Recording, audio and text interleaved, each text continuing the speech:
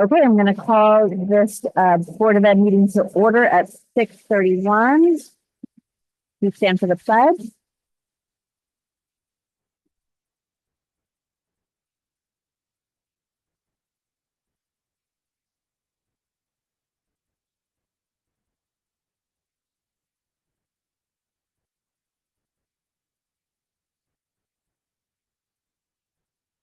Do you have any public comments? I see no public comment in the room, and I don't believe I see any online. Joining us remotely is Brian. Hi, Brian. And joining us for his very first Board of Education meeting is Patrick Austin. Welcome.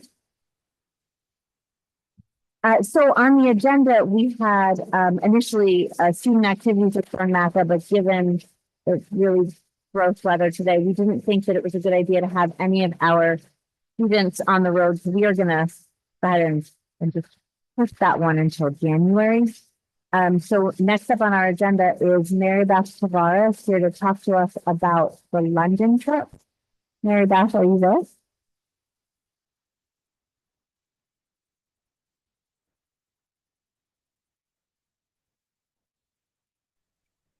I think she's still trying to log on. Okay, we can give it a minute.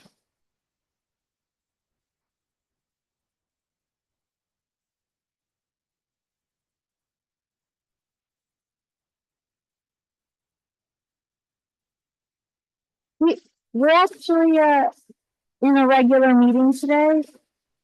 No, we did it last year. Fortuitously. And then it looks like we don't have Randy in the room yet. I know Troy, you said that he was going to manage something. I just resent her the link. If you want, I can speak a little bit to it until she gets here. That sounds good, Kristen. Okay, so basically it's the exact same trip that she's taken in the past. She just is here to present again because if you remember, after she presented, she came back to you guys because she added the one-day Eurorail to Paris experience as part of the trip. So she basically has the same setup happening, the same amount of kids, lots of chaperones and parents who are attending, but she just wanted to just make you all aware that she is doing it over that winter break that we have in February. The kids will miss 2 days of school, that Thursday, Friday, but the bulk of the trip happens on that Friday, Saturday, Sunday, Monday, Tuesday that we have off for winter break. Perfect. And I see Mary Beth is here too. Hi, Mary Beth. Oh, you're muted. We can't hear you.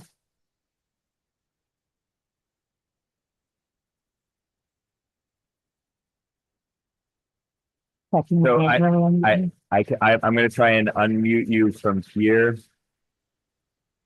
Oh, all I can do is ask you to unmute. I can't unmute you remotely. However, I have to be honest that barring any other issues from the board regarding it, we approved it last year. I would make a motion to approve the trip to England as was presented last year, plus the Eurorail trip piece over to France. Second. I'm good, except Mary Beth, is there any discussion that you want to have? I don't want to sell you short. Are you good? Okay, well done. All those in favor? Aye. Opposed? Thank you, Mary Beth, and thanks for giving our kids a great experience again. Excellent presentation. Thanks, Kristen. Okay, so now we're moving right along. On to Randy, but he is not here. So Chet, maybe we could entertain that motion that you offered to make just a minute ago. So I would make a motion to move 4C to whenever Randy may become available. To present. Second. All those in favor? Aye. Opposed? Okay, great. So that would bring us on to student ambassadors, but like I said before, we asked the student ambassadors not to come out tonight and stay at home. So we are on to Troy's superintendent report, which was emailed in the board packet. Does anybody want to ask any questions of Troy?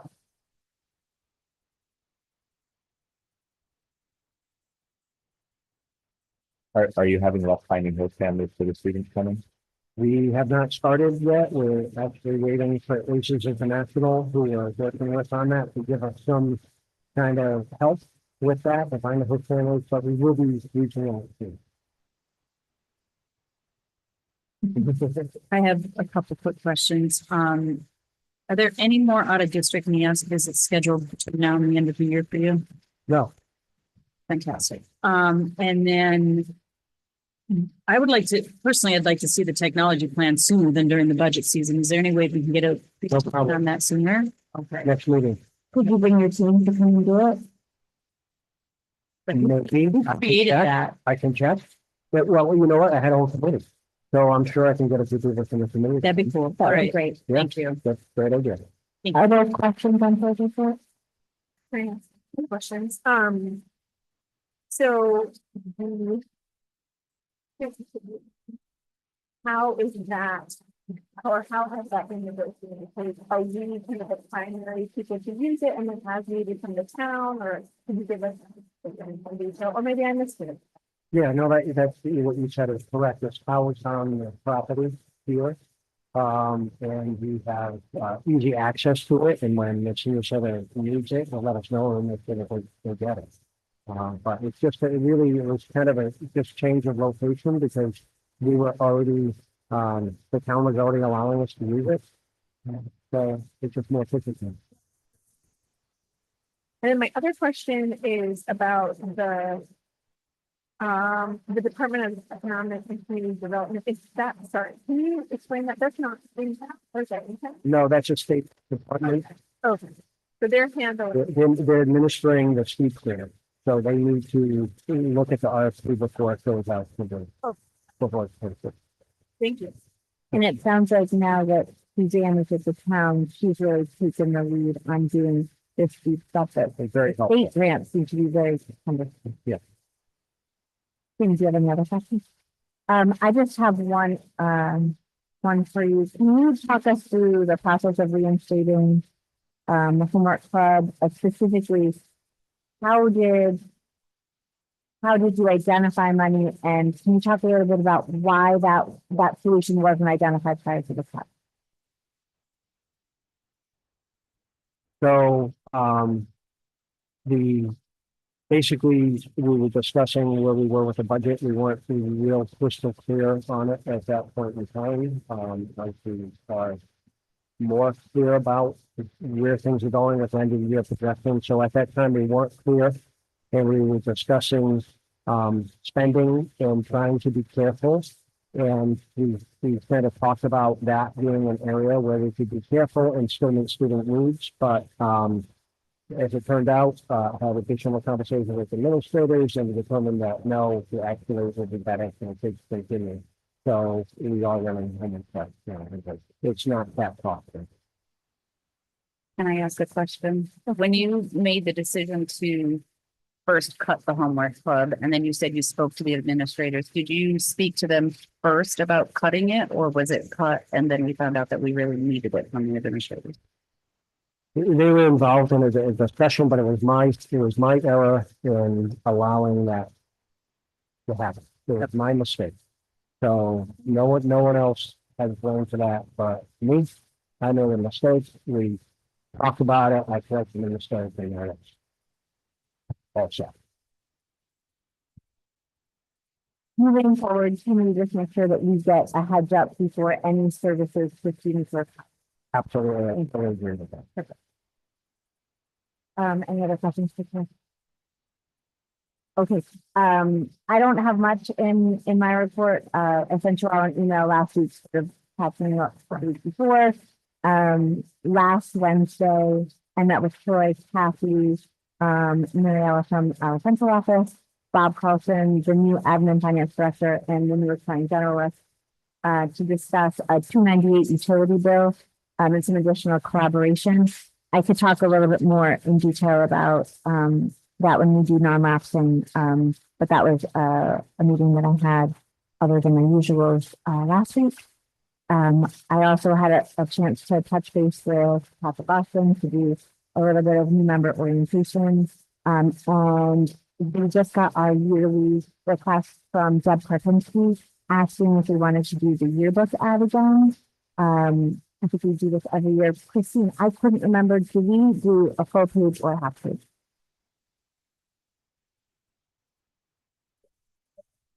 It's $20 a piece or There we something go, like then we do a that. half a page, so, are people on board?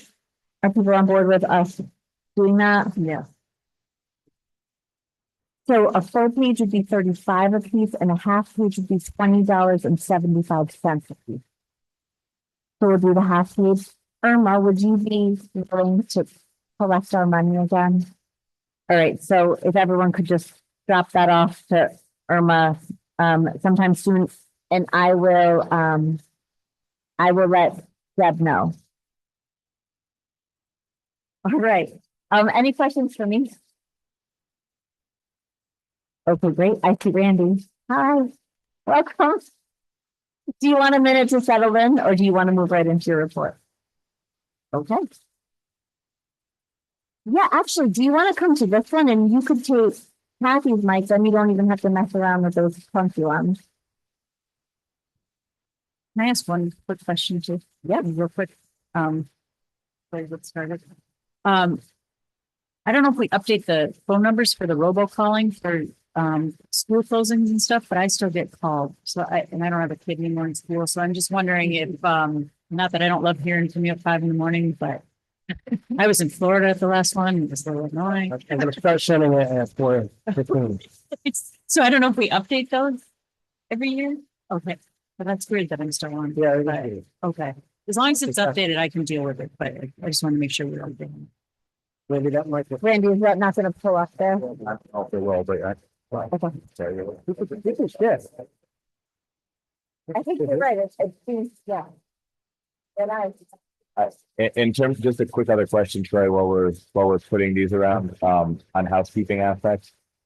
I just wanted to make sure that you are aware, unless it got changed since then, that although Alex is off as having a school email, he was still on the Board of Ed send out when I sent out things. Right. So I appreciate, I thought it was great that we had talked about the fact that we needed to have people who left positions cut off, which he was, but he was still on our. Yeah, it's incorrect. Okay. We had put that in motion like days ago and then Stephanie reminded me too, but it was already in motion and then it happened. So he's off and Patrick is on. There we go.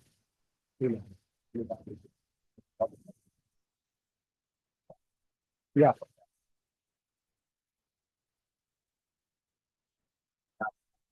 Yes. Really? Well, it might have been you sent it right when it was being changed. We can double check it just to make sure it's all working. And Patrick, you're getting email now. Okay. Hi, Randy, welcome. Oh, just press the, yep, now you're on. There we go. Thank you. Sorry about that. I had a little bit of a hitch was on next door by called me first. Really good. So I just want to say thanks for having me over here. I just want to get to a few things that we're going to be working on within the next month or two. Some things to also update on that was asked previously. For you all aware, but on September 29th, in the very early hours, we had an accident happen.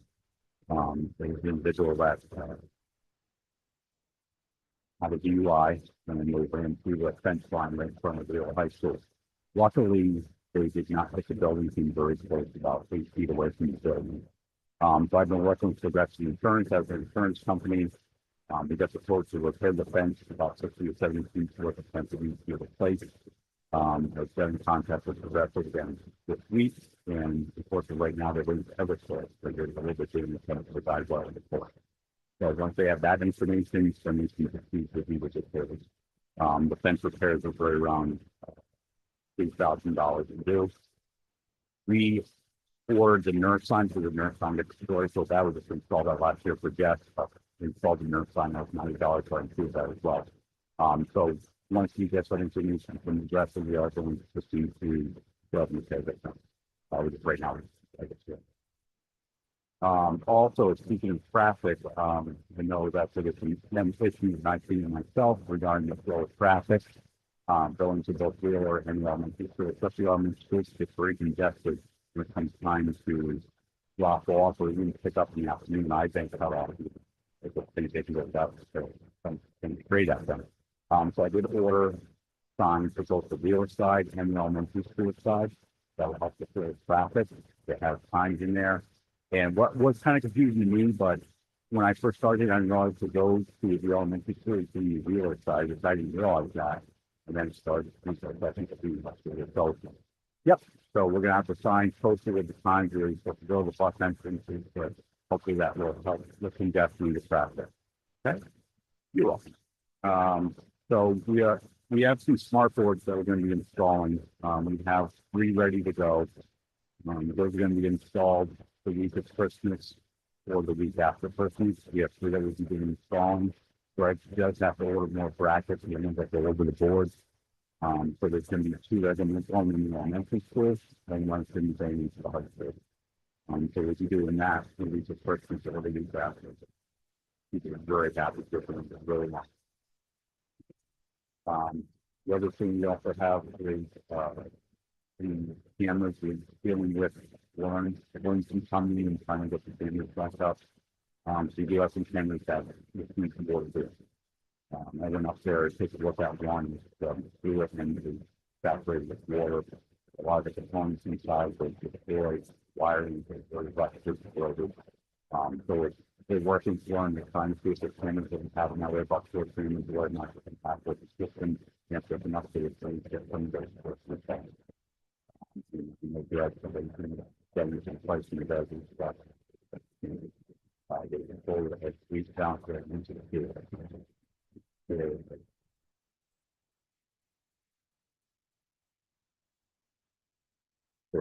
Are those all due to water damage? Not all of them do the water being What do you call it? taken out. And the only thing coming in when we trying to put the program in and trying to do separate prison. So not all of them are water logged. There's 3 that I could tell from even which I'm like pretty high up there. That and there's stagnant. The ones that are waterlogged. I mean, it's not a reflection of there's a leak somewhere. The field for there's times where you come hit the layers. The quality is the other field. You might not know the answer to this because I know you're not the IT guy, but last year we paid to have everything wired. Right? They paid to have one run, yeah, paid for it. Right.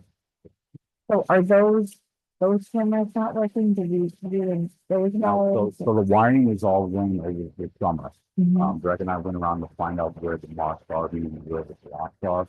Found all the drops, they're all been marked. Now it's not again.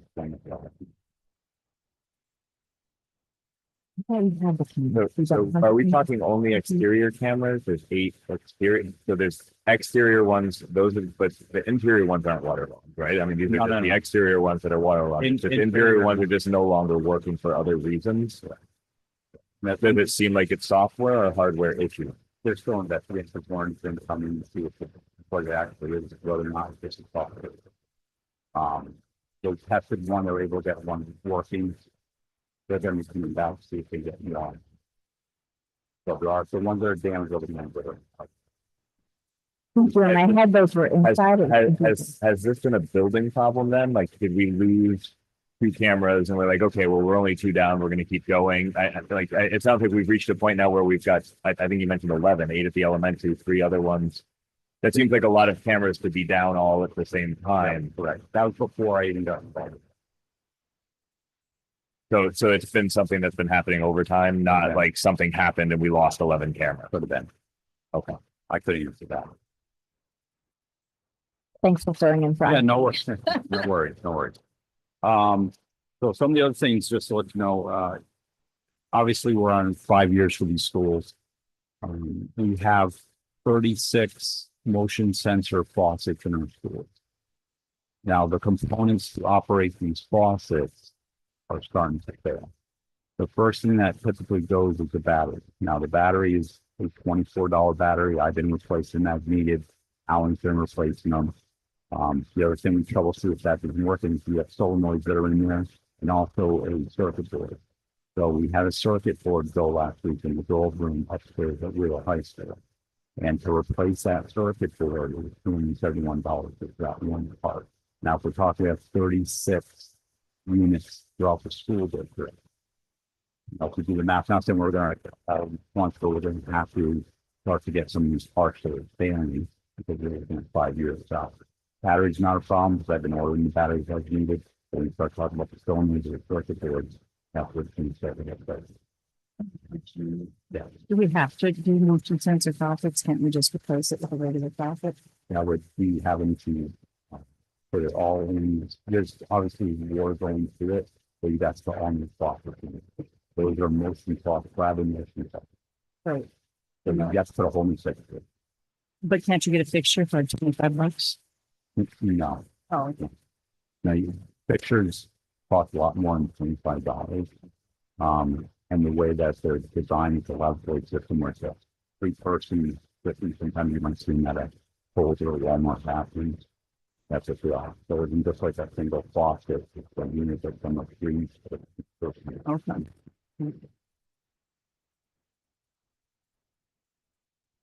So, the other thing that we were discussing one time too was the floor over at Real High School because we thought that there was some settlement issues. Met with Alan Ladd, Bob Carlson, Troy, and myself. We took a walk to look at some of the classrooms on that side of the building. The building seemed that there is a major construction issues. And it looks like, you know, there's a footing that there's some settlements. So what we're going to do is do a patch. We're going to measure it. We're going to keep track of it to see if it expands or not. Or if we flat, all that's going to take is just the patch these areas. So we're going to be doing that starting Christmas week as well. We're going to test it and we're going to report it back to Bob because it happens to be more of an issue with the building and not something that we would discuss with the town to find out who would fund if it has to be a major repair. Great, thanks for that. No worries. Other than that, we just have some other minor repairs that are going to be going on. Some contractors are going to be in doing the testing while the students are in to get that done. The food truck, we're very happy that they got the food truck over from the bus lot. So we're very, very satisfied with that. So I think they wanted to send off of the ambulance when it could happen. So that seems to be working out great. That's great. Yeah. So that's all I had. I didn't have a lot. I was just wanted to fill in some things that came up before. As soon as those signs come in for traffic flow, we're going to install them. They're supposed to be in the 9th, but they come in the rest of it. And I greatly appreciate that. Randy, I think you do a great job. I just have the one question. Yeah. I know that there's a programming issue with the exterior lights of the elementary school. I feel like they run like 22 hours a day. Yeah, so I had a contractor come in. It's an older system that needs to be updated. I'm getting the rights of it. The computer, they removed the computer in my desk to see if I could get in. Okay. ESC does a lot of our electrical data. Voice over, contract does that. They can try to help me out, but I have to go to the company that installed it. I reached out to them. They didn't have a person come out because there's nothing that's more annoying to me than walking by at 10:30 in the morning. Often I start to see the clear wall. I just without thumbs. Yeah. So, luckily they're LEDs, so it's not taking too much energy. But I talk to Troy about it all the time. It's something that's bothering me. So, yeah, because a lot of it was even the password rights. I know, Lily was having an issue trying to get into the system. And then I found out about the phone come on during the day and it's been going on. Now, luckily, if it's a storm in the middle of the afternoon or in the morning, at least they come on. So the foot panels are registered properly for the in-on light sensor, but the program is not. I love when I drop my child off or pick them up at 11 o'clock and the lights start to glow. It's a good inviting light.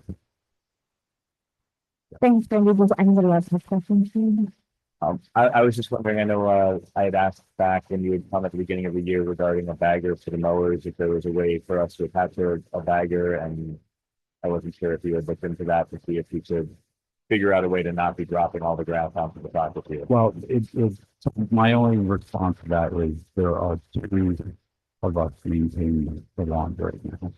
If we got a bagger on these units, if they still look at me, or they do have a bagger that is preferred. Let's think, where are we going to put all the bags, and are we going to actually have time to do it? we want for purposes. Now, with having another person help us out to be on, especially sports field, we're going to be able to, be a test this spring, we're going to be able to mow one person. More frequently known and should be less frequently known, but it's only one. I'm hoping that's going to resolve that issue. If it doesn't, then we got to look into another one. Andy, what's your view on outsourcing landscaping?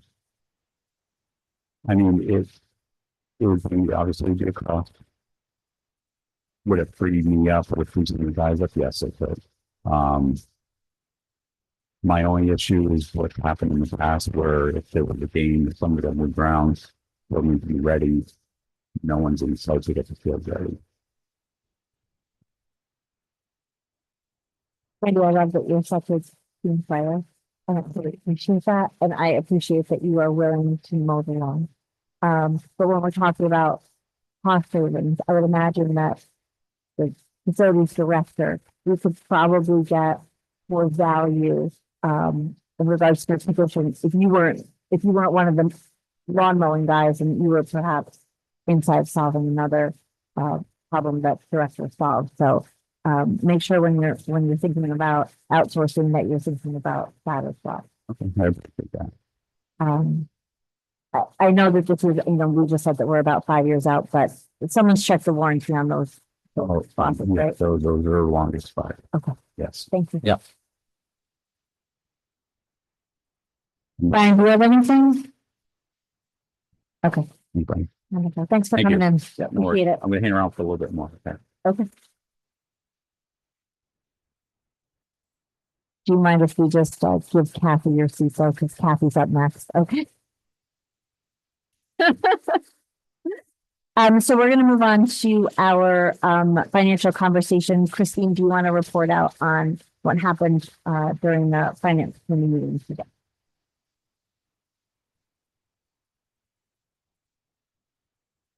Wait, can I remember something? So I think everybody received a copy of the finance report. There's a lot of concerns in it, obviously.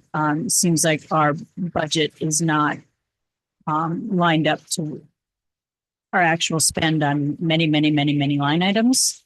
So we had a lot of discussion about what was the actual process to come up with this budget. How did we get into this position? There are a few positions that got added. So we talked about that a little bit, and that really it's important that the board is notified in the future in a timely fashion when we're adding positions that maybe we didn't budget for. Talked about the staff numbers a little bit. We did have to add some staffing on the special education side. We also talked about making sure that we're properly billing out the special ed tuition to our out of district schools. Just went through a lot of it. I think at this point, digging through each line item, Kathy and Troy are doing that. And they're digging deep. So the concerns is what is the process going to be in building the budget for next year to eliminate this happening again? Because we can't have this happening. I mean, we're in a spot where we could be in a deficit at the end of the year. And so the ask is kind of to figure out what kind of solutions are we going to come up with for that deficit.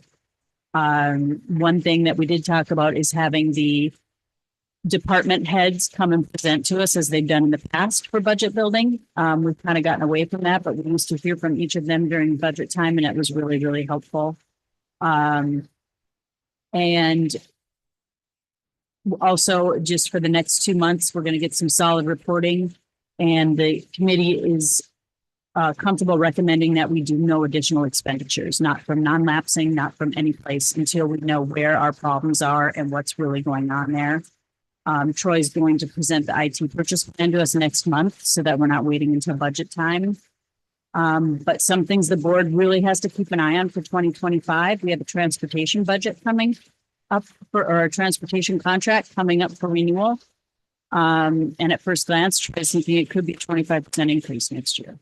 That's on $1 million in transportation. That's a large number.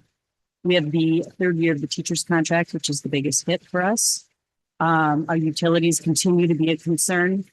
The list just kind of goes on right now. So we could be in a really big ask position next year. So we need to continue to drill down to see what went wrong with this budget and make sure that we are presenting a really solid budget next year. So that's kind of where we end up. Anybody have any questions? I don't have a question. I just didn't know if I needed to make a motion about what we talked about for non-thing and not spending. Let's get through, financial report and then we can, non-lapsing is our next item and I'm sure there'll be a bigger talk about that. Does anybody have any questions about the financial report? I mean, I think that really was a good explanation of the stuff that we went through. Any other questions about our report? Come on up to the microphone. Come on back. So when you mention utilities, I'm just getting involved with some of this as well. Is the utilities cost because the service fees are going up or is it we're using some? The only reason I ask that is because I contacted utilities asking them to pay. They said we actually went down to 3,000 kilowatts in my building. That was, I didn't know what the reason was. If it was usage issue. So we had a huge split last year. We were doing overcharge, I think, actually, I don't know if it's just of gas, and we were doing really undercharged for electricity at the middle high school. And it got really crazy and they were applying credits and that sort of stuff. And so it was hard to get a sense of what are we actually using? What's our usual customer? We've actually talked about having some sort of an energy audit, maybe Eversource now. I was doing all that. So I'm really glad you're doing that. And then I think that the other problem that we talked about maybe 6 weeks ago was that we had gotten a one-time credit on the electricity for the gas, and when putting it into the budget this year, Bill didn't back that credit out. So that's one of the reasons why we're looking so far underwater on that line item.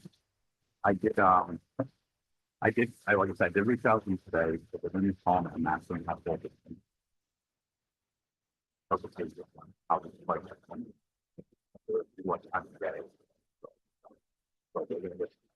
Thank you. I really appreciate your work Okay. on that. It's really been kind of a wild card for us now Yeah. going on 2 years. Yeah, So they said it thanks might so take a much, few days. Because for sure. Thank you. The other part of that electric though too was the public benefit part that nobody anticipated being on the bill, being 30% increase on all of it.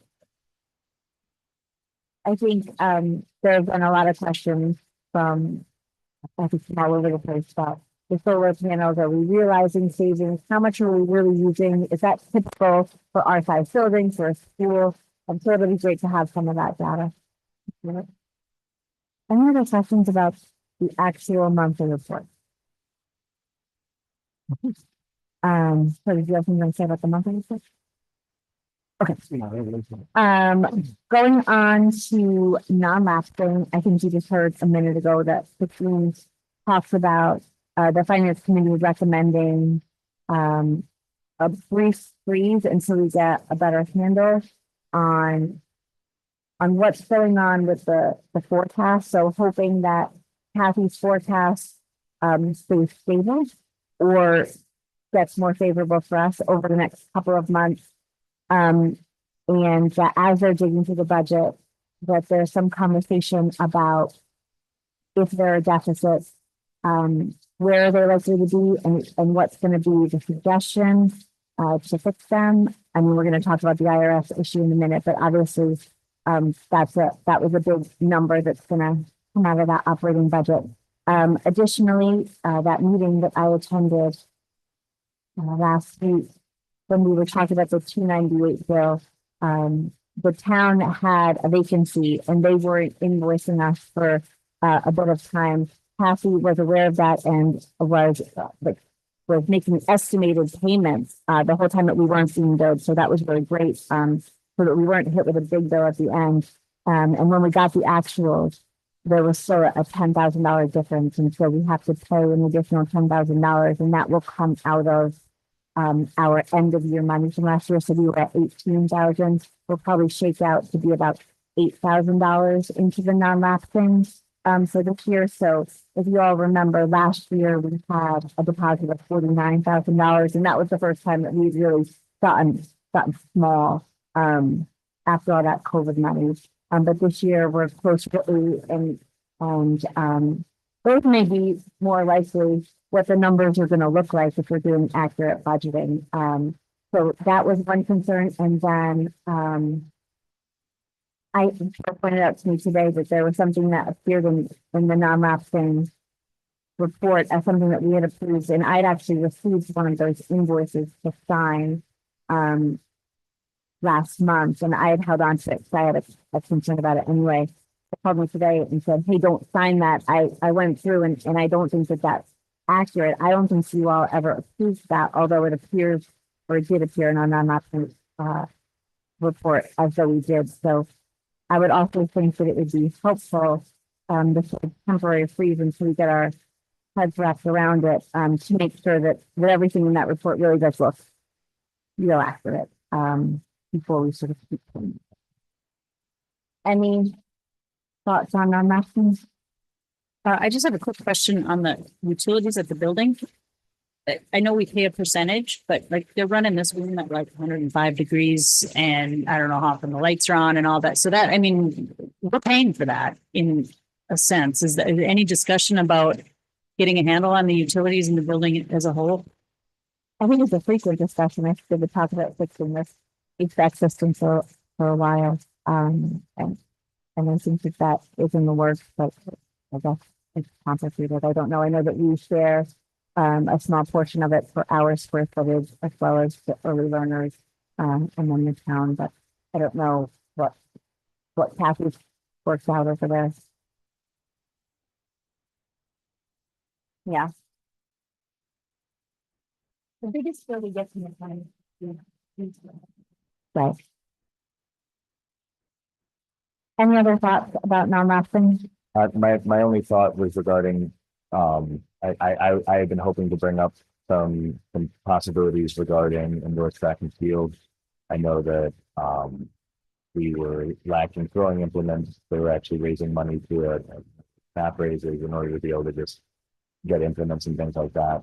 And I thought that it was rather important for us to make sure that if we're funding a school-sponsored sport, that we're actually funding a school-sponsored sport. And so my only issue would be, I was planning on asking Vern tonight if we hadn't had the weather issue, if we were at a point with the track and field team for indoor and for outdoor coming up, where they actually had the implements to be able to compete, because we've had a massive increase in the number of people who are going out for it. I mean, it over doubled in size.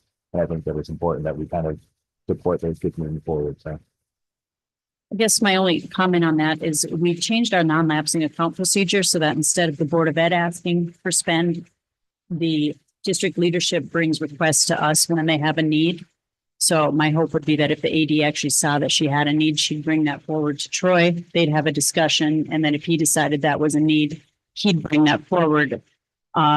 Concern being that there's a ton of needs in this budget right now that we possibly aren't meeting. So. And I could just comment specifically on the HVAC. We did talk about in the board of the finance committee that we are funding an assistant track coach with the budget. We've made a commitment to do that. I do know there is some significant fundraising as well, but I can certainly check to see how they are with their implements and supplies. But we do have two coaches.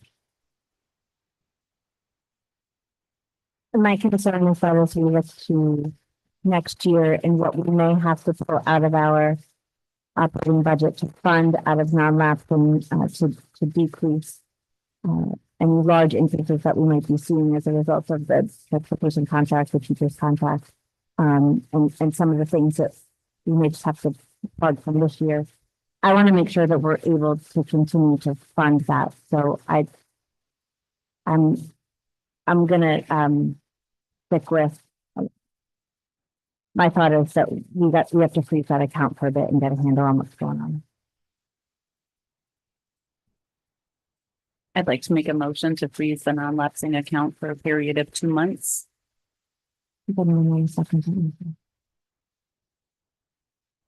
I'll second. Any discussion about that?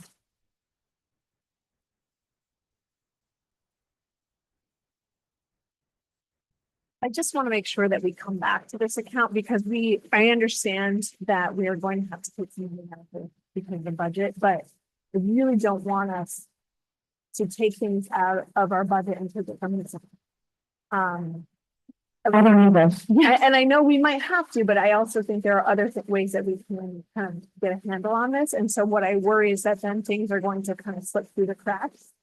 And so I'm not excited about, I guess this one in it. So We'd be looking to see the December, so the finance committee would be looking to see the December and the January report, so we would be revisiting this idea in February with hopes that not only do those reports show stable projections, but nothing else pops up. So we've had a few months of really significant things popping up out of nowhere that we didn't anticipate. So we want to make sure that that's good, that that's stable, and that you're right. I hope that there are other ways that we can mitigate any problems that we're going to have, because we did what I thought was such a great thing by moving everything into our operating budget that we need to run a school district. And I would hate to back line items out next year.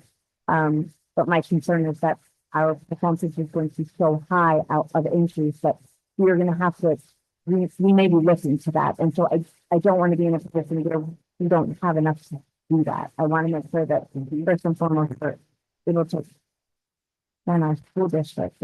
So yeah, I would also just like to say that I feel like we always have these conversations about how the non-lab thing is meant to be used.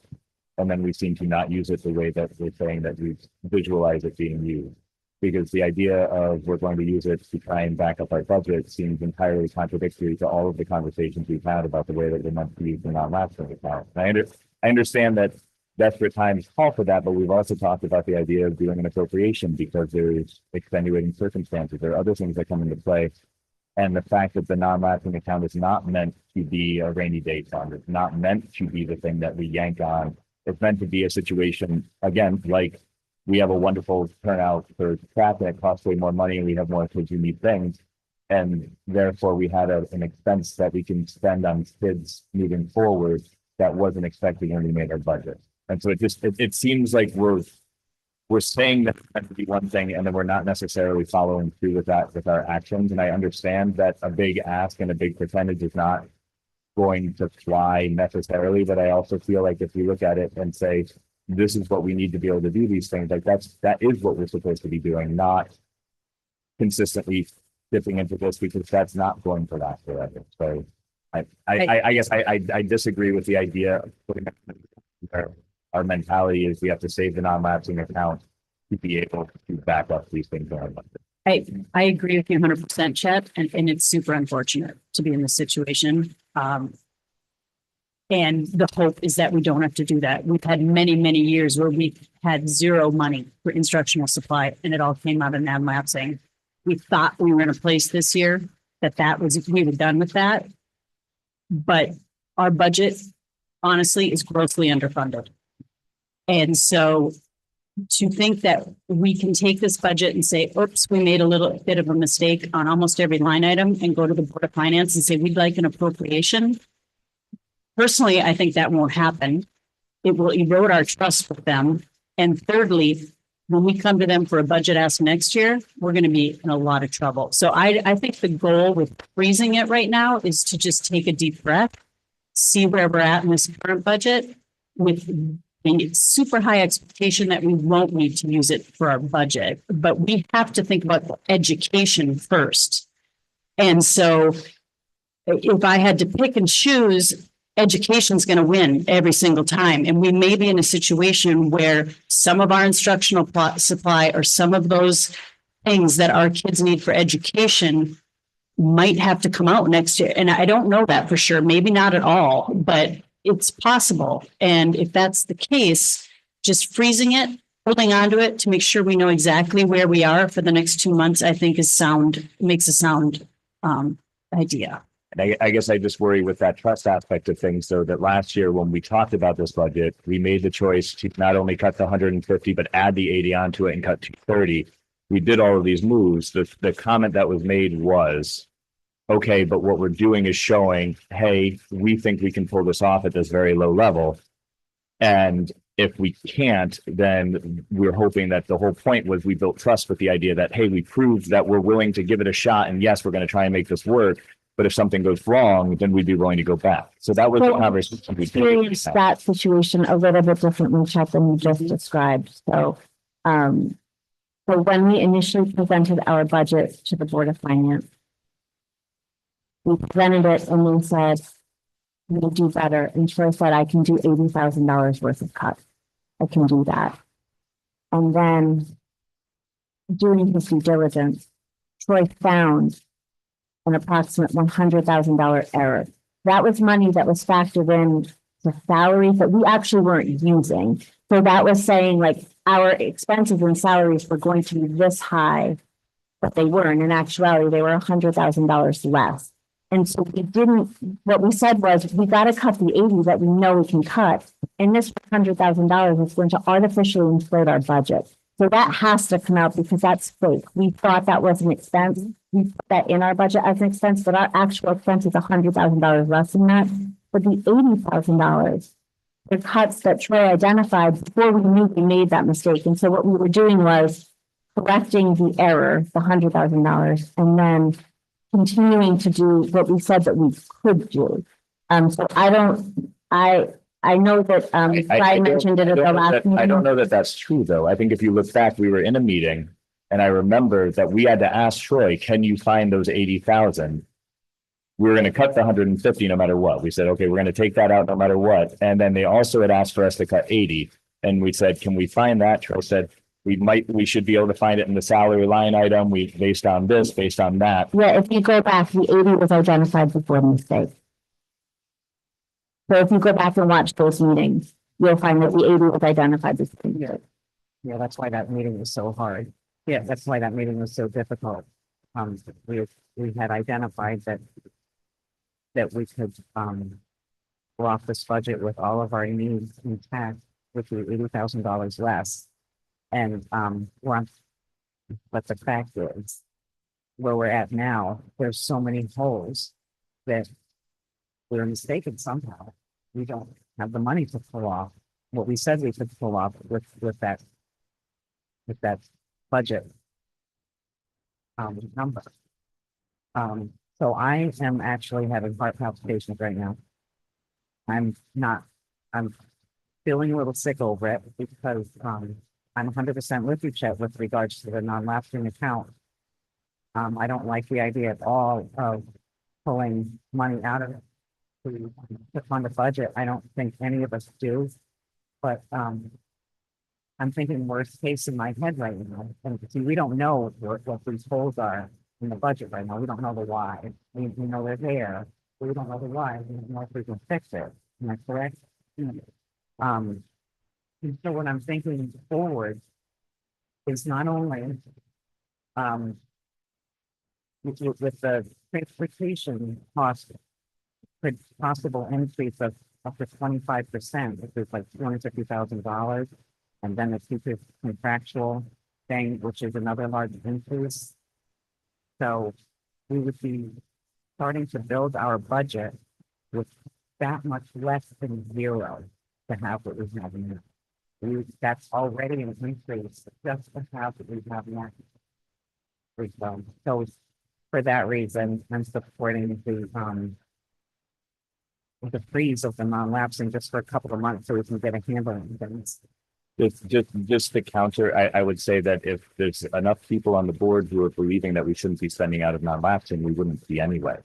What's the point of a freeze that we lock ourselves into? If We we can were, always lift it. Right. what? Right. So we can always lift it if Well, something but I comes guess up. that's why I'm confused. What's the action then? Because if nobody's going to vote for something coming out of non-lapsing right now, then just don't do it. And then if we come up with something, we can do it. Because I think what we'd like to do is Ceremonial act. having the At that point, conversation. it's ceremonial. Was And it becomes a purposeless vote to shut it Hang on down. one for too long. second. I don't know if you know, Christine's actually talking. You wanna- Sorry. Everything here has been garbled, so I apologize. It's okay. Go ahead, Brian. What was that? I said, go ahead, Brian. Thank you. To vote to shut down non-lapsing for 2 months is an act in kind of an act only that has no real meaning. If we all are on the same page that we're not going to take money out of non-lapsing, it's a purposeless vote to do that. We can have enough people here that say we're not going to take money out of it. We won't vote on something that comes out of non-lapsing. And then it becomes a moot point at this point. I think we're wasting our time talking about whether or not we're going to not vote out of non-lapsing rather than look at what are the options moving forward, rather than this kind of performative act of we're not going to vote on we're going to vote to not take money out of non-lapsing for 2 months. I think we need to kind of move forward and with the understanding that we're not going to touch it for 2 months. I think that we came out of the finance committee meeting with a recommendation to the rest of the board that this is the practice that we should stick with for the next 2 months. I think, whether or not we take a vote on it, I think it's immaterial. But there is a motion on the table, and so we are in the discussion of that motion. I would also encourage those of you who aren't part of the finance committee, if you want to go back and watch that meeting. I think the other issue, and that maybe we're not saying, like, maybe we weren't specific enough in saying it. Some of these problems that we're seeing in the budget are not because we cut the budget so tight that we are now in trouble because we cut it so tight. What we'll see in part of the conversation, some of these numbers that we used last year just weren't accurate. And so that's why Kathy and Troy are working so hard right now in trying to dig through and figure out why and how did that get there, so that they can think about the end of the year as well as what should we budget in that line for next year. So all we're saying is and then today found that our non-matching report said that we approved something, but he found that we never approved. So we're just saying, like, let's just let things shake out for a bit before we keep spending. We just had a pretty big bill on Friday last week of $56,000. Kathy had to figure out how to come up with $10,000 in utilities. A few days before that. So whether or not you all want to vote in favor of that, that's okay. The finance committee just wanted you to know where we're at, but that meeting, of course, is available if you want to watch it. Is there any more discussion on the non-lapsing situation? No, just that, Brian, I agree with you 100%. I just think that whether there's a vote or not a vote, it would just be helpful for us to move on to really be focusing on the budget right now as is and where we go next time, and not get caught up in the weeds on small purchases that are going to continue to erode the non-lapsing at least for 2 months until we know exactly what our needs are, unless the admins and Troy comes to us with something that's dire that he would need for that from that account. No, I completely agree with that. And, I think to vote to not use non-lapsing for 2 months to then go back and rescind that vote in case something gets dire, I think it becomes an unnecessary vote to then have to go back and rescind a vote. That's all. I agree with you, Christine. Thank you. Okay, anybody else? No? All those in favor of a freeze, say aye. Aye. All those opposed? And any abstentions? Okay, I believe that motion carried. Thank you. Moving on, Troy wants to talk about some IT switches. Okay, so, this could have been related to the non-lapsing, but, I had to make a purchase. And I think we can have to pay for it out of the budget. Because we need to replace, switch boxes at Wheeler, 4 of them. They're in a closet that relies, our phone and internet relies on, and PA system, and it also connects to the elementary school. We really troubleshooted this for a few weeks, to see if we didn't have to replace these. It is functioning right now, but this is these boxes where the wires plug in, right? And some of these little switches in the box have, broken, and they're not fixable. And these are boxes that were in this building here before the building project that were relocated over there. And we have to replace 4 of them. And I was gonna initially ask you to spend your non-lapsing, but in a way, it's a wash, because if we spend it out of the Board of Ed money, and then, we continue the projections, and maybe we can cover it. It's very possible, because remember, when Kathy's doing these end of the year projections, he's looking at, I'm calling it worst case scenario, and it's not projections that we saw the last 2 years. We saw projections at, oh, this percent of this line is left. We didn't see a dollar amount, negative, favorable, or unfavorable at the end of the year. So Kathy's doing this in a way that none of us have seen in the last few years. So it looks more alarming, I believe, than it really is. But I totally understand the panic. I totally get it. And Kathy and I are also very concerned, and that's why we're working very closely on managing the current budget. But we have to purchase these, or else we risk losing phone and internet for safety issues. It is $36,338.32. And so we're making that purchase out of the budget. They are on their way because it's an emergency situation. And I don't think, if the board wanted to say, yeah, we'll spend non-lapsing out of it right now, I don't think you need to. I don't think you need to do that. I think we can just pay for it on the budget, and we're going to manage the budget very carefully moving forward. And I think in the next few months, like you said, you're going to freeze or not spend. I think that's fine. And you'll see where we are in a few months at the end of the year projections. I don't think it's important to say that during your tenure, so you haven't seen those end of year projections because some of the percentage wasn't doing them. We have seen those before. With the previous superintendent. And I also don't want to classify what the finance committee or any other member of the board are experiencing as panic. I think what we're experiencing is a concern that what we talked about last year at budget season perhaps is not accurate, and that there have been things that have transpired that cause concern in terms of what is actually going on, what are the real numbers. And so I don't think anyone's panicking. I think everyone's working really hard to understand, get a handle on it, and make sure that our budget is accurate moving forward. And that we can continue to fund our school system in the manner which we're accustomed to doing so, and providing high quality education to the students. So I need to say something about this. So we just talked about not spending and not using the but I feel like $36,000 is what we're looking at, right?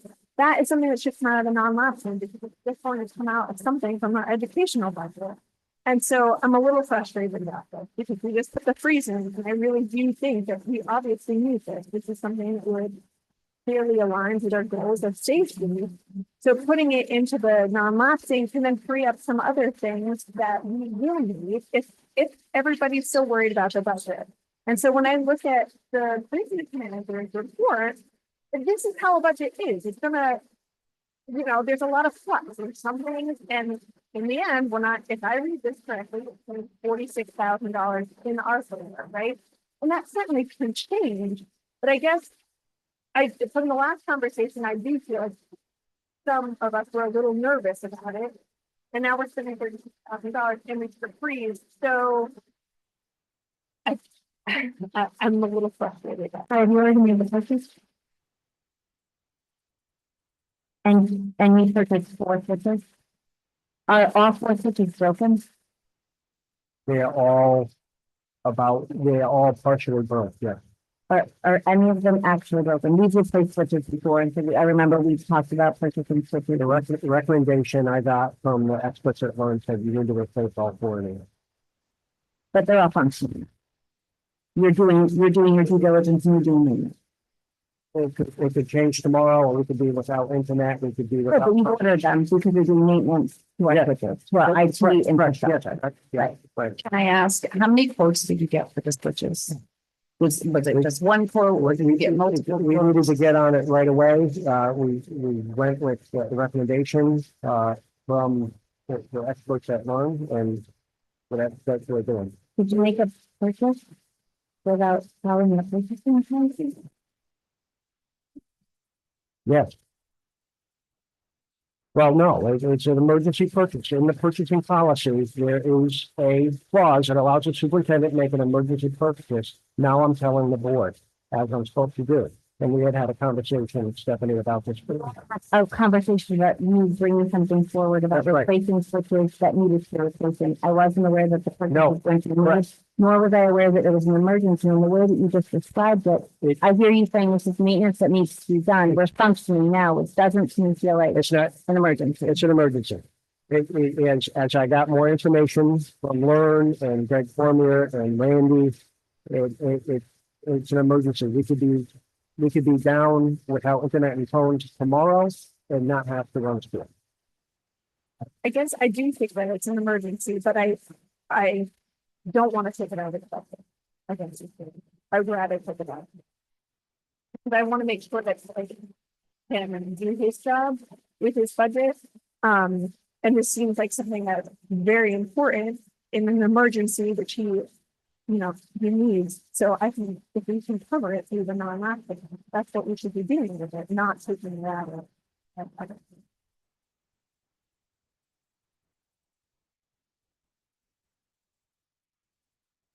Is there any further discussion?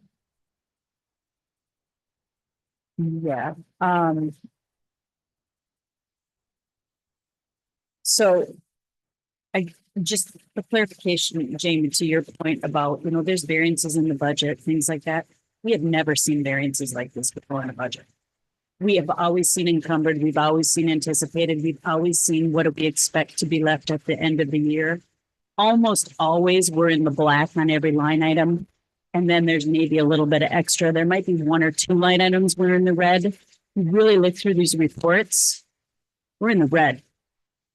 Line after line after line after line. That is not normal. That is not something in my 10 years I've ever seen. So that's where the concern comes in, that super concerning. We've heard from IT and we've heard from Greg Pont year after year after year about switches. I'm not sure why it didn't get put in the budget because he has told us many, many, many times if those switches are old, they need to be replaced. We need to do something about it. So I don't know why a decision was made not to put those in the budget. And I didn't realize that they'd already been purchased. I thought we were discussing it tonight and maybe we're going to do one as needed. Otherwise, I get what you're saying. Freezing prior to needing a purchase, all I saw was IT switches on the agenda. So I totally get where you're coming from, but I just want everybody to be really clear that this is not a normal trend that we're seeing with this budget. Something was budgeted incorrectly. So maybe, I hate to say this, but maybe because I'm not on the finance committee and I'm not seeing the detail, that maybe we all need to be involved in this discussion. Because to me, I'm seeing it from this lens of like, okay, I see a summary and I'm okay with it. But if it is that dire, then maybe, I mean, not that I'm out of the students for more meeting. But, Right. but maybe it is something that we need to put this back into our. We did entertain the idea of doing this for 3 months before, I'm not in favor of a finance committee. I think it's important enough that the entire board needs to be well versed in policy and finance that is that we do. The finance committee is helpful because we have to go back to the 2 meeting model, which I advocate for anyway, because we had a 45-minute conversation and we didn't get through the last line item of our finance committee meeting. But right, we're still spending a lot of time on it. And while you did get the same reports that we got, we didn't get different reports. We certainly had a long time with Kathy to discuss them. So, And just for like comparison, maybe pull out last year's December report compared to this year's and just see.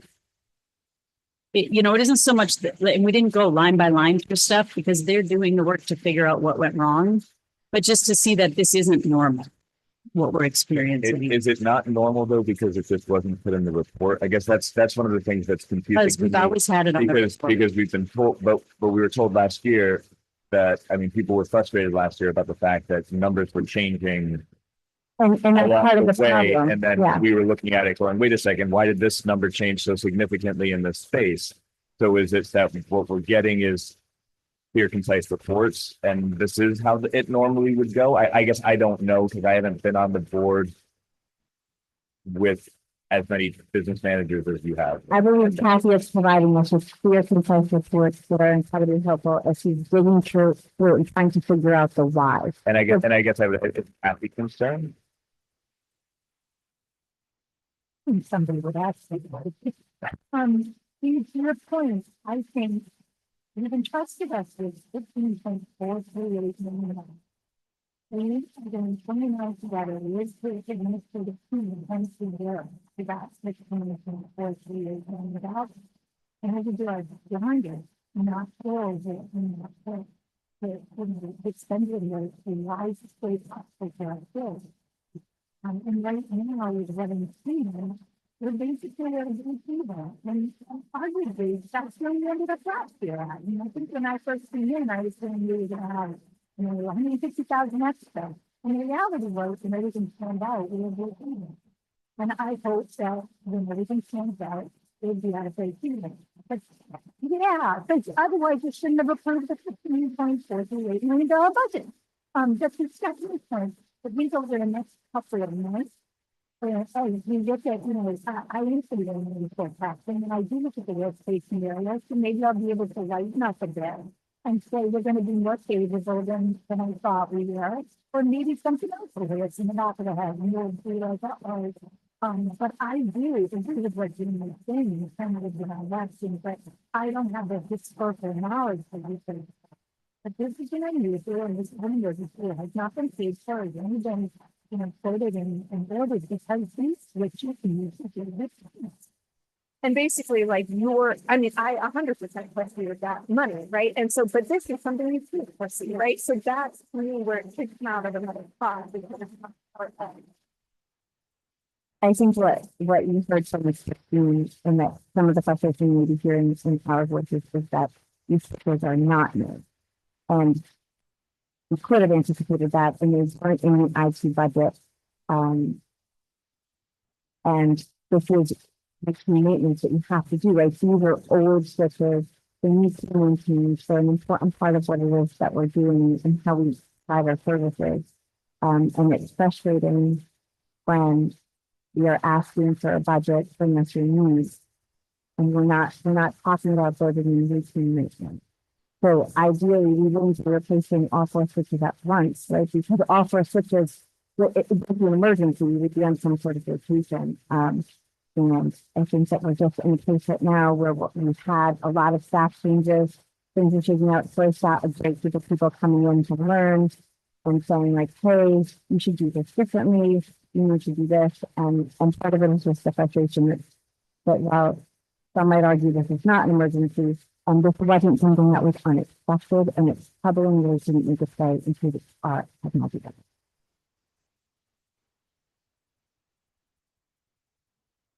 Did anybody, I know that you, Jeannie, had sort of felt really strongly about this. Did anyone want to make a motion for something, or are we moving out of IT systems? So long as it doesn't sacrifice something.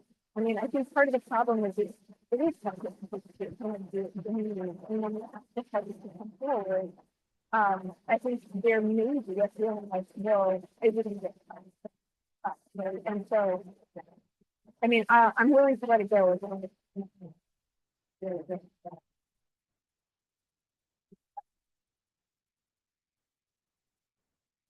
Which I certainly let you know. It's just a tough. I would hope that you would let us know before something was cut, and that we would have a conversation. You and I often talk about that. Eventually, we'll have to move this out of our operating budget and into non-lapse and worst case scenario. We do have those coming. All right, do you want to move on to IRS payments? Kathy is so sick of talking to us tonight. She's been here since 5:30. So you all received the email from Kathy. Do you have any more of these? No, I can certainly. We can, do you want to bring in chat can share one, Lisa and I can share one? Yeah. So do you want one? Okay. Sorry, I just did that for the family. So this is the line item that we weren't able to get to during our facilities and finance meetings. We got the email from Troy saying, look, we realized the problem and needed to move quickly because this changes daily. And Kathy found it, thank you, identified it and took care of it very quickly. Do you want to talk us through what this is? Sure, I didn't, I honestly didn't find anything about it. When I came in, July, I got a letter from the IRS and Bill Merrill informed me that the situation was that we were paying, not on the day taxes were due, based on the pay period, but based rather on the free day. So what it means is we're paying a week ahead of time. And I would say when we finish the quarter, the third quarter, 2022, we had paid into October. When we get to the end of the fourth quarter, and theoretically, what you overpaid in the third quarter would be made equal in the fourth quarter, would be fair, because you were paying 1 week ahead of time. Unfortunately, what happened was there was an outstanding bill from the year 2020. The IRS was not sending out bills because of the pandemic. So they were not aware that we had a liability. We received notice of it. And at the same time, we prepaid a week. The IRS grabbed that money, applied it back 2 years without our knowledge. And when the fourth quarter closed, that overage from the third quarter that we thought would make us whole, that was impacted. So all of a sudden, the penalties and interest started flagging.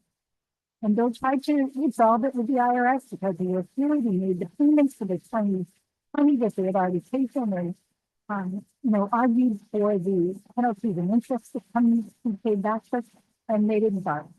And I spent a good deal of time on the phone with them to understand what had happened. And the bottom line is, to get that clock to stop ticking on the penalties and interest, you have to pay it. We paid it. That stops the clock.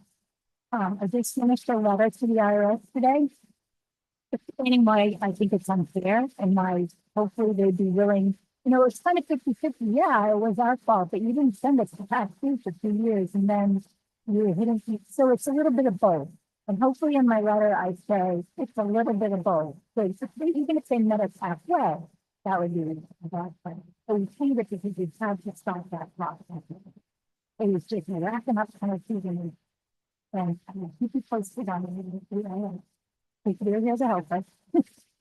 Thank you for your advocacy on behalf of us. And when Troy called last week, he said, let's do that. We got to this today. This changes daily. And the heartbreaking part about this bill is it's $56,000 in fees and penalties. It wasn't like a bill that we didn't know about or like something that popped up or like the HSAs that we like, oh, we're obligated to that. Let's pay that. It's heartbreaking. But maybe there's hope in that. And in defense of people before me, I understood their logic, thinking we'll win, we were a week ahead, we actually prepaid, it'll all work out. And the arguments for the IRS, but the problem is they use a computer system. As soon as that money left, the computer started ripping the penalties and interest out. And now you're into the IRS, there's not enough people staff there, they get the stuff to do to them. They paid it, we're gonna write them a nice letter and tell them how shitty they are and hope that they don't come back. Is this something we want to involve our legal team in any way, shape, or form, or is this something that's handling on your own? Like, I mean, obviously our legal fees can quickly get up high as well, but I mean, if we can engage an attorney that's going to charge us $3,000 to get that, 56, that seems like that's totally okay thing to do. Is that something that's more likely to bring fruition financially, or is? So, my understanding is, like, I'd like to start with the letters that was coming from us and see if they were filed. But then we have a right to a tax advocate, and that's what I spent some time on the phone with a tax advocate. And so if you don't get satisfaction, then you can reach out and to a tax advocate, and you can actually go to an office and sit with them and go through it. I mean, the reality is, according to the letter of the law, they did what they were allowed to do, taking that money. It's just, It's yucky, though, it's very sensitive, yeah. So, we'll keep fighting that good fight, but right now, that's. Thank you for your thoughts, Rebecca. If anybody else has questions that, I ask them. You'll keep us updated. Thank you. Okay, we're done with the financial. Got, thanks, Kathy. So, moving on to old business, we now have a fully, staff, I guess, this one, board. And we have a vacancy in our vice chair, and so I would love a motion to open the nominations for vice chair. I make a motion to open the nominations for vice chair. In a second. Thanks. All those in favor of opening the nominations for vice chair? Please.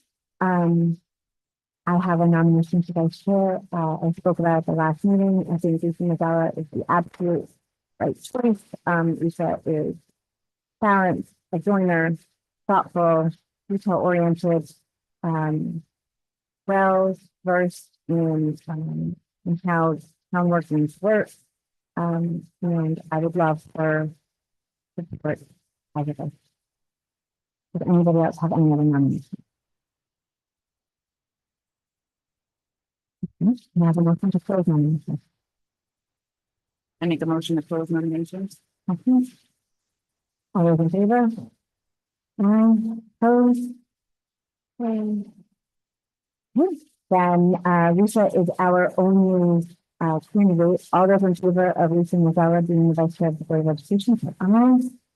Aye. Opposed? Abstained? Okay. Thank you for being willing to. That's it. Moving on, we have a couple of committee vacancies. We've been talking about these for a while.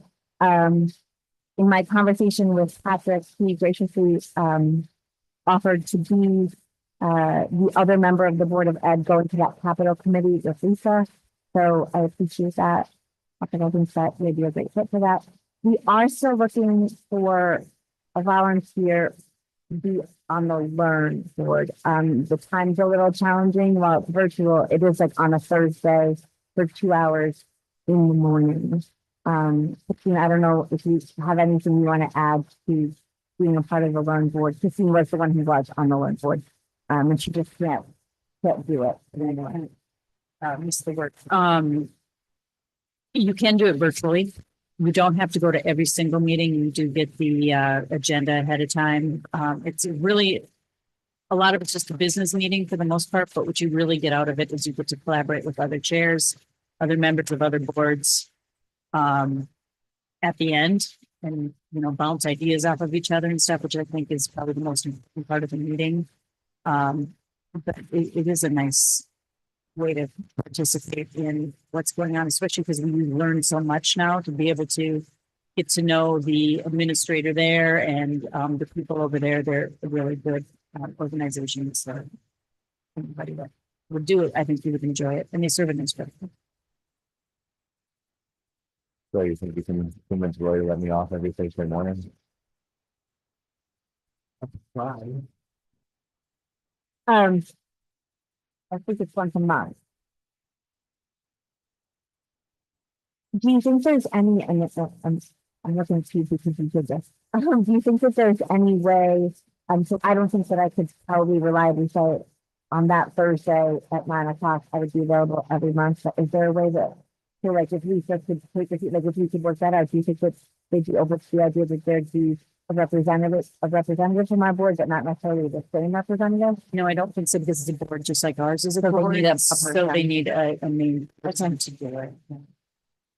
And you can do it virtually, and you don't have to go to every one. I mean, what I would do is look at the agenda and kind of be like, this is interesting stuff. I would love to partake in this, or this is something that's, not really that important. You can kind of pick and choose.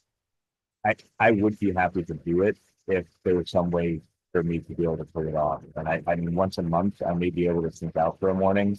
But I can't guarantee that until I talk to my superintendent. He may actually appreciate having Right. as a staff member since we use them consistently. Why don't we hold off? And So if you want, if you would like to hold off, I can certainly talk to him and see if you even consider it. Because it could count as PD time off as opposed to something else, if it's something that's basically, related. You can't take it as sick time, so I don't have that. no, that would be great. So just, if you want to look into it and then just let me know.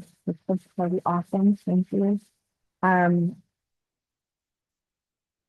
I'm saying that because it looks like nobody I- is even the least I bit know, I'm not interested in this. seeing a lot of. people If super other interested. people were, please take it because it would be difficult for me to do, but I would do it if it's something that needs to have happen and I can make it work with my job. So, You can make it work.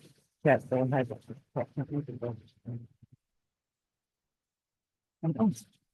That we will wait for you. Thank you. We don't have any new business tonight, and so, we're gonna go to the consent agenda. I do need to pull a couple of things off the consent agenda. I need to pull November 6th, November 13th. And I just think to get some clarity on what we did, I want to pull 9130 and 9132 off the consent agenda, just so that we can be clear. Does anybody else need to pull anything else off the consent agenda? All right. Can I have a motion to approve the November 6th minutes? I'll make a motion to approve the November 6th minutes. Second. So in response, Brian, you're gonna be the best person to answer this question because there's no videos in here. This is the meeting that we did virtually about the Give Back Club. Yep. And when I look at the vote, it said that you voted in favor of it, but I believe I that you, did not. right, that's what I thought. I So, was the lone dissenting vote. right, so this Irma has us voting 2 as yay. I'm sorry, 5 as yay, 0 as nay, but actually Brian was a nay. So that's one. So why did you change that motion? Or could we just say as amended? I think it says amended. All those in favor of approving the November 6th minutes as amended, aye. Opposed? November 13th. And I did go back and listen to the minutes on this one. It's number 9 under policies. This is our non-lapsing policies.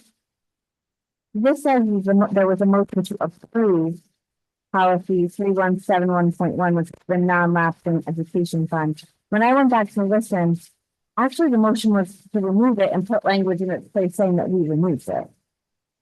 I believe what it was language to state that the policy was based on state statute and therefore was not present. But we didn't motion We to did approve that did not policy. approve the new policy. I think Christine, you were the one who phrased it well. I can't remember exactly what you said. It was something, because you were the one who made the first recommendation of it, where you said, well, what if we put in there that it just said, see state statute or something. Yeah. So I think we're gonna keep, Afford it. we're gonna keep the number, I think, and just have it say see state statute. Are you comfortable with this language? This language made me uncomfortable because it's a motion to approve policy 3171.1 non-lapsing education fund.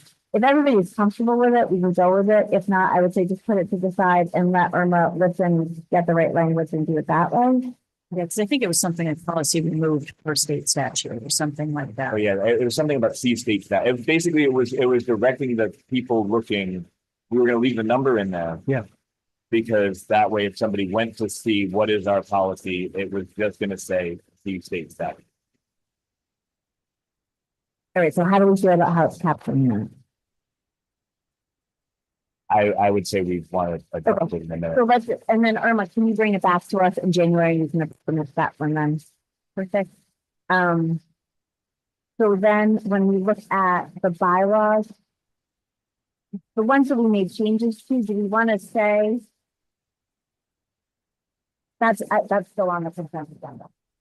These are just the ones that I pulled off the consent agenda. So I know it's not very much. Move financial reports to the Board of Finance and then bylaws 9123 and 9122. We could just do that now. We could do that first. Do we want it the things left on the consent agenda? Can we have a motion And that is to move the financial report to the Board of Finance and, adopt bylaws 9123 and 9124. Any discussion? All those in favor? Aye. Opposed? Perfect. Okay, so Chet made some language changes to 9130. So I just wondered if you could, Irma, do you have a copy of those language changes or do you want that? I have, what you gave us, like it's like that with that kind of thing. What, I'm gonna give you this to proofread my work, so before we give it to Irma, just to make sense. So this is I'm exactly, assuming it's just what I Yeah. attached as the attachment. So so can I have a motion to approve 9130 as amended? I'll make a motion to approve 9130 as amended. All those in favor? Aye. Opposed? Things, right? And then the other one is, we approved the changes of combining 9132 and 9133. And then eliminating 9133. So I'm gonna do the same thing to chat right now. kind of throwing the fat in the face for it. That's just the language. If what you could, if you're saying these are exactly what I emailed, then yes. I just think with, and you can double check that language. I just, and give that to Irma. I just want to get the, When I That's thought, out of- I thought that I had seen it in. so can I have a motion to approve, 9132 as amended? I'll make a motion to approve 9132 as amended. All those in favor? Aye. Opposed? Abstained? Great, that gets us all the way through our consent agenda. Perfect. And then Chet gave us this week, thank you for the email, a few new bylaws to think about. He also gave us his thoughts in an email, and today is just sort of the first day that we're looking at them. I know that you had said that we can have a conversation about this today, or we don't have to. Well, and I guess the only conversation I would specifically want to have, no matter what, is does that work? Is everybody okay with the way that I'm presenting the bylaws in that way, or is there a different way that you would like them to come? I mean, Meaning that you're sending them with your suggestions. with the in email? suggestions and all of the different bullet points saying if that work for every, this last one felt really long. And I was like, okay, this seems, I was like, I'm multiple pages in here, and I wanted to make sure that everybody was okay with the way it was set up. Do you want less? Do you want more? Is it okay? It's perfect, and it means that we're not all doing that work individually and trying to smush it together, so that's, thank you for all that. Yeah, no, it's good. So, Then I guess I would just say, are there any questions that people specifically had regarding what was in those?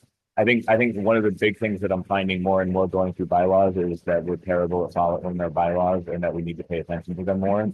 Because I have to be honest, I don't think a single person on the board knew that we had to have a 2/3 majority in order to pass policy, because we've had some that I think have gone through that may not have been. I thought that was just in changing the bylaw. I saw it in changing a bylaw, but what's funny is that when you look at it, it's on the second page of one of them, and so it sits in a weird spot on our old bylaw.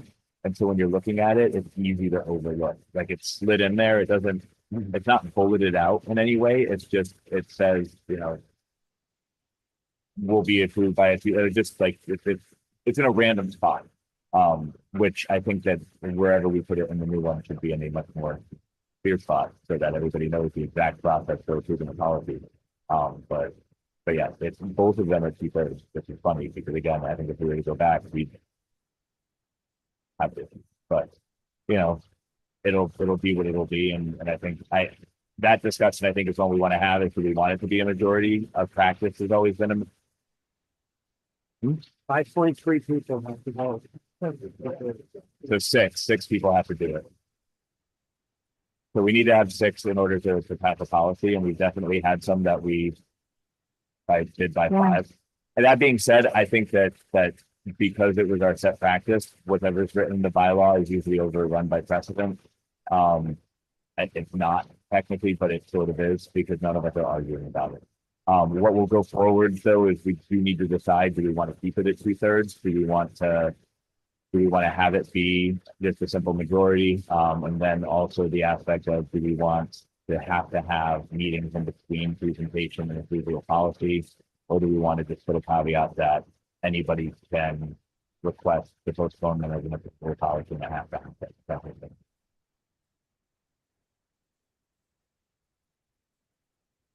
It's a difference of one person, is that right? Maybe five or maybe six.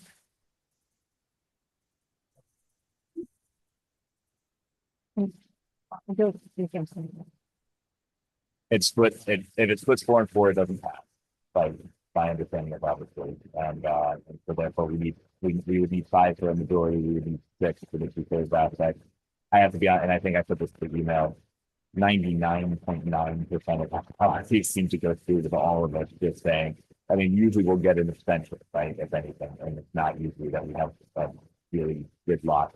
Yeah, but yeah, the other piece is the presentation of it. And again, we don't have to talk to it now. Do you want me to talk to it now? Or I think it's okay because Okay. then we can maybe like really dig into it Consider- next time. so really what it comes down to, I think, is that we have certain ones where we come in and we have policies that need to go through, they're mandatory. And I feel like everybody's kind of come to the conclusion that if Cade states this is a mandatory policy and this is the language that has to be in it, and it doesn't really contain anything that we're super concerned about, that we should just move forward with Cade policy and Last meeting We on a did. consensus on that. and technically we could have. Got it, okay, yeah, that seemed efficient. Well, Yeah. but that, I feel like what we have there is the aspect of, I mean, Lisa, Troy and I all met and figured out those pieces and said, hey, we think this is one that people need to talk about. This is one that we don't. These are ones that are purely mandatory, and I think that works really quite well. I like the option of being able to do it in the same meeting, because I think sometimes we find out that there's a policy that we need to get through and we just can go with it. And I think that if we write something in that says, like I said, any single person can state, no, I would like one more meeting before we address this policy, instead of voting over them or doing anything else. What that automatically triggers is just we move it to the next meeting. The way that it was phrased in our original bylaw is that it's in order to allow the public time to see that it is coming up and give their opinions on it. And I think that's really important on those policies that matter. And I think on those policies, poorly phrased, on those policies that are not mandated to us to do, right? When we hit those ones where they're going to have something that might be considered to be controversial in some way. However, I think when we hit those policies, somebody on the board is going to say, no, I think we have to push this off a meeting. And that's sort of our safeguard in that aspect. That would be my suggestion. We can keep it at multiple meetings, but it does just makes the policy process more cumbersome, and we already do not great at keeping those contracts. So I don't know what people think. We can save the discussion overall for later, but that would be where I would be coming from on the bylaw, thinking that that would be the easiest way to move forward with it. There was actually a change in Connecticut state statute that now allows you to present policy and approve it in the same meeting. It used to be statute that you could not. That's been out for a couple of years now, so it's okay to just present candidates. Is there any other thing I would ask that maybe you think about, for next time when we make the decisions? I've been thinking a lot about, our finance, I mean, although tonight Jamie brings up a good point that like, maybe we all want to be doing all the work. If we have a finance committee and then we have and we start doing policy every year, do we want to mirror that? Do we want a policy committee? Are those, if those are our main focuses, is that, do we want to have those two subcommittees? And I know that that changes the language. I think for you, you were talking about the language in that one that says maybe and all those things. And is that something that we want to think about, that they sort of function, they mirror each other in the way that they function, the number of people and in the process. So anything else to think about? Want to talk about anything else that policy committee? that forming the committee adds extra pieces into it that you make the time constraints a little bit more difficult because we would have to be scheduling them as open meetings. We would have to be creating a system ahead of time. And it just, you know, it would be more complicated. If we think that that's going to be a thing that's going to somehow bring people, like I would people be showing up at our policy committee meetings, and or is it just to get more members of the board on it? Would other members of the board even want to be on a policy committee with us? I guess those would be my questions. Is we would, in order to form a committee, we have to actually have the committee there, and Right. So I was only thinking about it in terms of like looking the same. So finance is something super important that we do. We created a finance committee. It's really big into it. It is an open meeting, you're right. And it's policy is the same, right? Policy and finance have these big chunks on our agenda. Do we want to look the same? And I don't know that there's a right or wrong answer to it. But I just thought if we're looking at maybe changing some wording around that, we have that discussion now. And I guess you probably need to have the discussion about subcommittees and then we sort of stop back and forth and have when we don't. So anyway, just something to think about when it comes to the policy committee. We changed the policy. No, and these policies that Chet gave us tonight, they allow us to form whichever ones we want as opposed to having any of them stated. Yeah. We could still form subcommittees, but I feel like they seem to fail for it. Yeah, they're not standing committees like they were before, and there was like years ago. It's not really a policy committee, actually. Yeah. We originally, so we done 95% of the work. Yeah, we just, kind of time schedules, whatever, we just didn't really need. It was really great to be able to do it. The three of us were there. I thought that was very productive. I liked, that was, you know, I'm doing it. I love that aspect. I like the idea of Troy being the one who is kind of leading our discussion on our regular policy. I think the other bylaws and policy cleanup piece of things, I think is it's maintenance, right? I mean, they're not huge changes that we're changing what we're doing. It's just maintenance to show that what we're doing is what it's basically.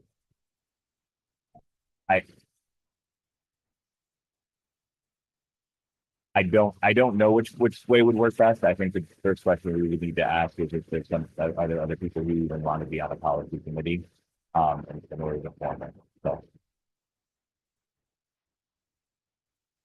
Okay, good. Well then, let's figure out the policy at the next meeting. Thank you for doing it. It really is helpful.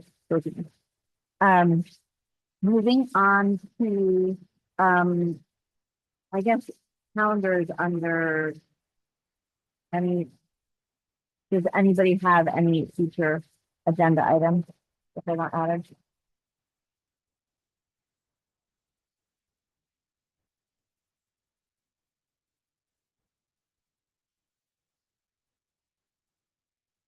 Nobody on this. Said I don't want more meetings, but. We want to buy.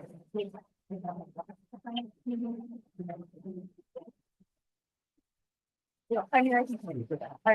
I mean, to see if you feel like, you know what, there is some stuff there we're really missing, we should be pulling this back in, or do you feel like, just get a feel for what happened and see how you feel about pulling it Yeah, I back think you in? could do it anytime. I mean, as soon as you get home, as soon as you get home, start watching. I guess the other question that I think that tonight was a little bit harsh because there was the finance committee meeting and then immediately actions taken based on what was in that without getting to see or have any time to address any of the things we might have seen in a finance committee meeting reporting.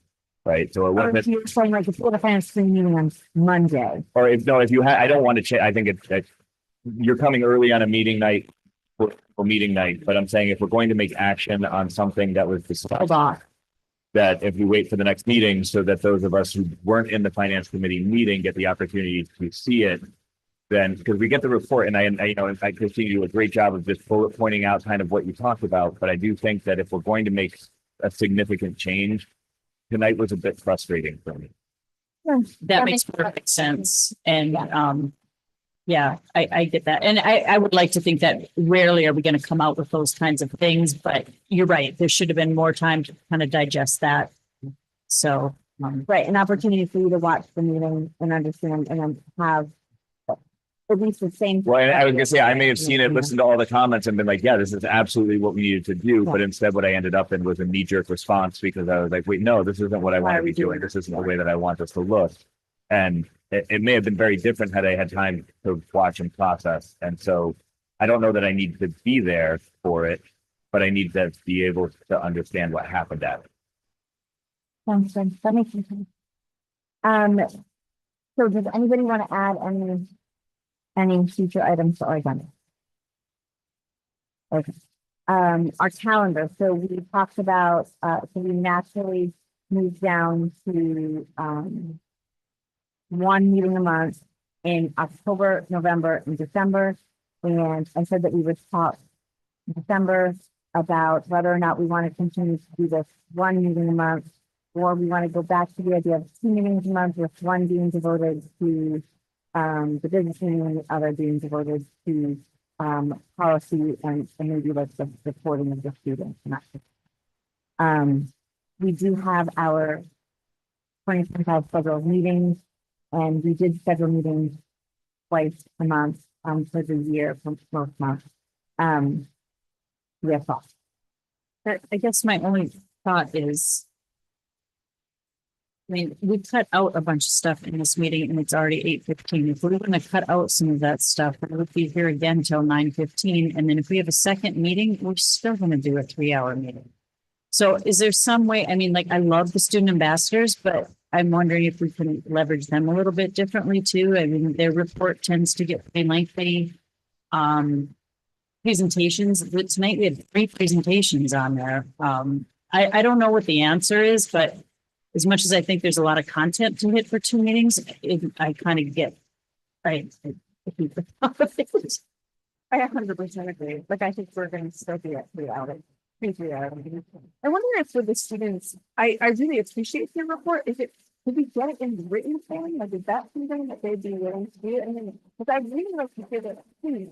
Like, that's what I rather than their report. The report is good, but I can read it much like a good story. Like, I enjoy just reading through it, and then if you have questions, maybe it's also in English. I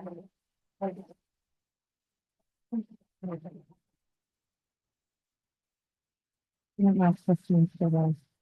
This year. Probably you want to. and they do a great job. I don't want to like snuff out what they're No, doing or no, neither. anything, but, Actually find them very. Well, and they're so vocal about things, which is, I mean, it's wonderful because I feel like they're willing to step in, and I feel like we're using them. I think it would have happened with John and Madison people. I mean, it's one of those things where it's we're using them better. We're more comfortable. We're not. They're speaking up. They're speaking up on the moments when they can add things. And I love their presence here, but I would agree that a lot of the things I can read, and they can be put in the, you know, in our agenda and therefore they're accessible to the public as well. And what I care more about is your opinions in the comments. So and so you can weigh on this, we just trying to put the agendas together as a team. And one of the struggles is when we're at one meeting a month, we've agreed that we want to hear from these different areas in the school, that we want to hear about testing, we want to hear about facilities, we want to hear about IT. And so we made that schedule last year, right? Every month we're going to get one of those. And I found those to be very valuable. And certainly if the board doesn't, we should talk about that. And then there's just the stuff that happens, right? Mary Beth Tavares needs to talk to us about her trip.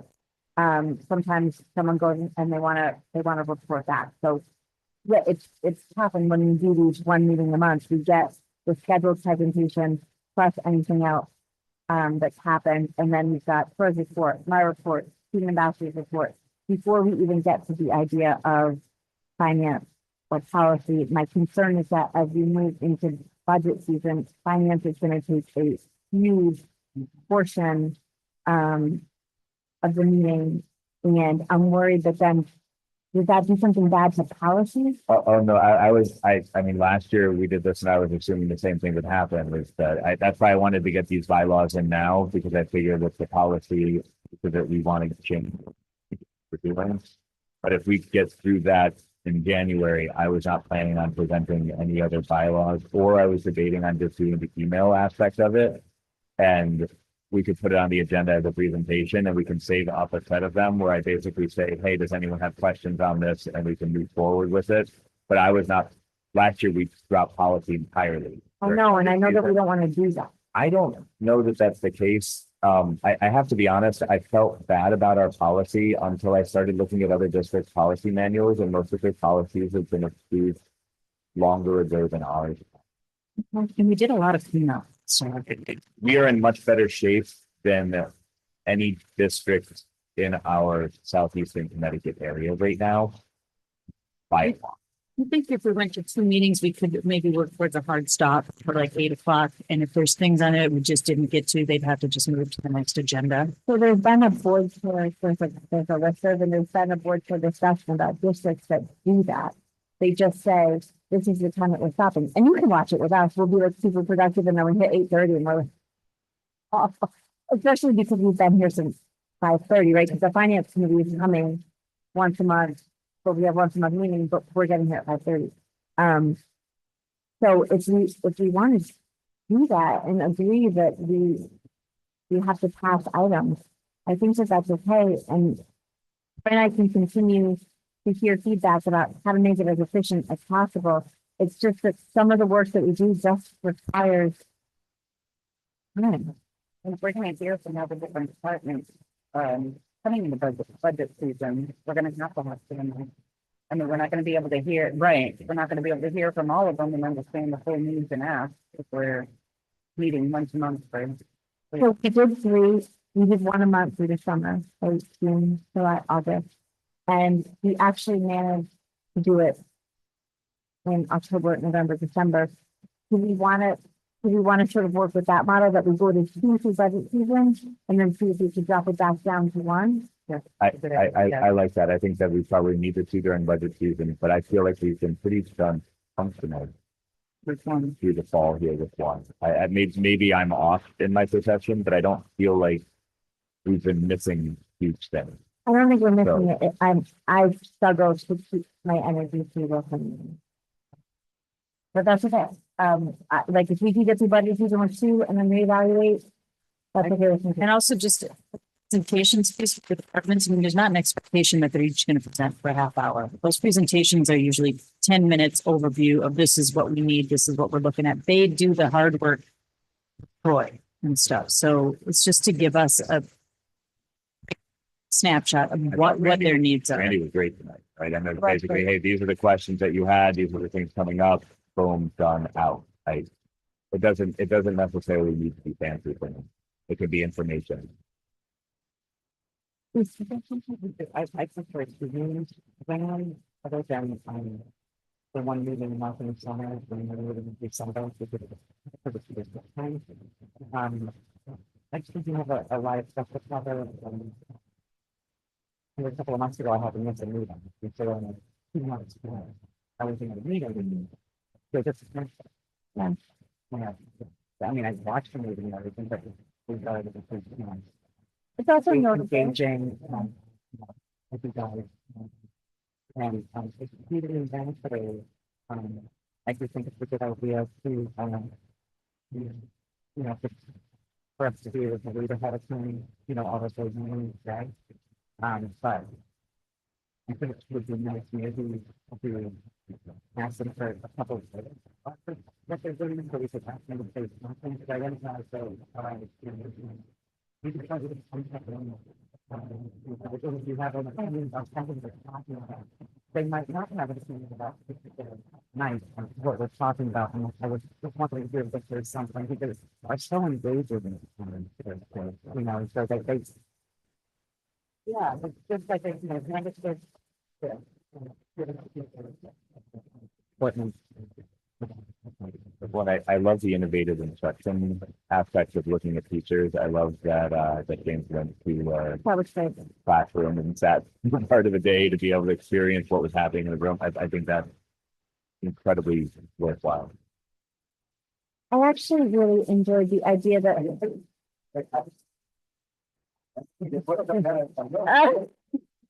I think it's also great to hear like when they talk about what this like sort of the voice of the student population. So like, oh, the students really enjoyed this today. Sometimes I don't know what the student population thinks, and I really like that.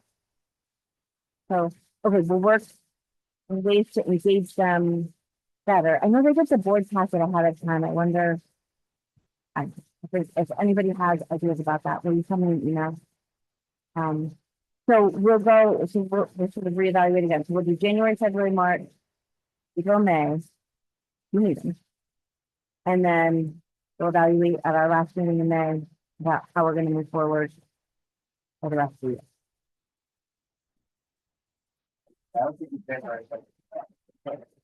Well, we don't vote till the beginning of May, right? So maybe, how about we say through April? Because we vote on the budget in the beginning of May.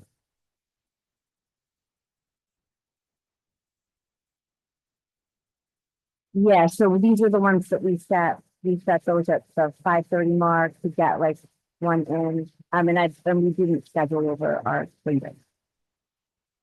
Why not? Okay, so we'll do January, February, March, and then we'll evaluate where we're at. And see if it's 27. I think that's everything. Oh, high board, move 26. So that's where we go with that. Yeah, that's all right. Oh, here was a Christine made the suggestion to me, and I sent it out to Mike and Bob, and they like it too. Christine thought that the tri board might be more engaging if instead of it being like our meetings, that the three boards that are there each talk about like three significant things happening to them, whether it be something that's happening, something being collaboration on, or just something that we should know about. Maybe that feels better than just us talking about like budget and January. So they were on board with that. So since it's ours to make the agenda about television. Does anybody else have anything? I need to mention the training. We have to do public comment first. Is there any public comment? Oh, I see Sarah. Hi, Sarah. Hi, can you guys hear me okay? Yeah. Okay, I don't know if I could do video and I'm in my pajamas, so I'm not gonna do video even if I could. I just wanted to listen in. I thought you guys did a great job. I've worked on projects that have gone sideways and where we've had significant issues.